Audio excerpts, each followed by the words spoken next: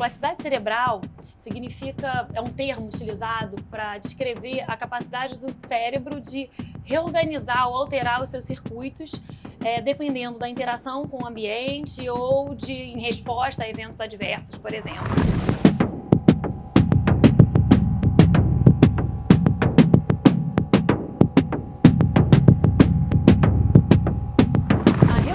A alteração dos circuitos cerebrais, ela está envolvida em tudo, no nosso aprendizado do dia a dia, né? E também em algumas ocasiões, como em treinamento motor, já se tem várias evidências que essa alteração, tanto do ponto de vista de microcircuitaria, né, e também a expressão disso na estrutura do cérebro como um todo, acontece, por exemplo, se a gente comparar cérebros de pessoas que são músicos com pessoas que não são treinadas em música, a característica do cérebro dos músicos, ela é diferente, porque foi induzida durante o treinamento uma alteração dessa circuitaria cerebral. Durante muito tempo, a gente acreditou que a plasticidade cerebral talvez fosse uma capacidade única dos cérebros ainda muito imaturos, ou seja, só durante a sua formação. Então, o cérebro das crianças, né, dos bebês seriam muito plásticos, e hoje a gente sabe, tem diversas evidências que até o cérebro adulto, né, o cérebro então maduro, ele também é capaz de se reorganizar e capaz de alterar os seus circuitos. É claro, se acredita ainda que o cérebro da criança seja mais plástico,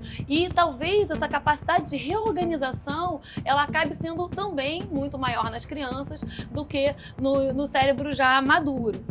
Chega ao ponto de poder, nas crianças, a gente ter evidências de alteração de grandes estruturas cerebrais, formação, por exemplo, de novas conexões robustas, grandes, como acontece durante o desenvolvimento. Em algumas patologias do desenvolvimento, o cérebro desenvolve, né, uma estrutura cerebral bastante diferente ou alternativa. Por exemplo, a maior conexão cerebral entre os dois hemisférios se chama corpo caloso. Algumas crianças nascem sem essa principal estrutura. A gente precisa que os nossos dois hemisférios conversem entre si para várias das nossas funções.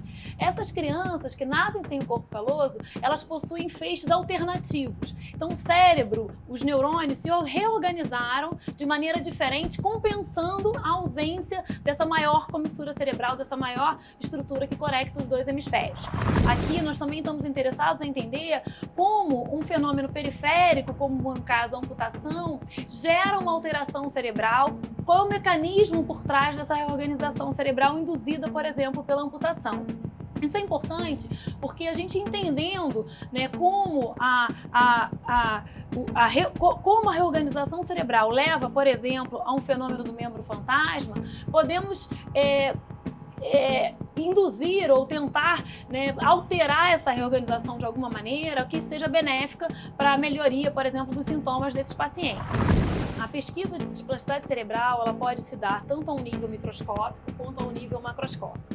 Para se investigar a plasticidade cerebral no tecido cerebral, olhando as conexões de neurônios específicos, o modelo de estudo em animais acaba tendo essa vantagem da gente conseguir enxergar essa plasticidade no nível muito mais microestrutural.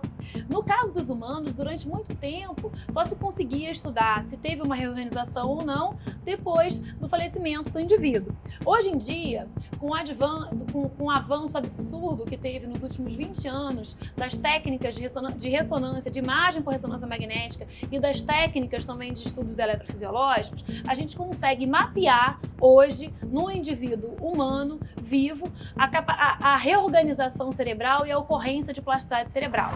Mais recentemente, a gente tem trabalhado em um projeto que é um projeto em que tentamos treinar os indivíduos a aprender a fazer um autocontrole da sua ativação cerebral.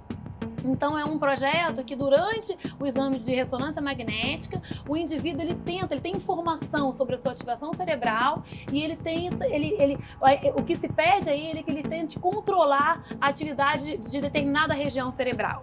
E é uma técnica promissora porque pode, por exemplo, ajudar na reabilitação de pacientes que sofreram um acidente vascular cerebral, em que por conta de um acidente vascular cerebral, eles não conseguem, por exemplo, eles têm o acometimento da área motora do cérebro primária, que controla, por exemplo, o movimento da mão, e eles podem treinar, tentar mover a mão, por exemplo, ativando áreas adjacentes. Isso pode vir a melhorar os sintomas desse paciente.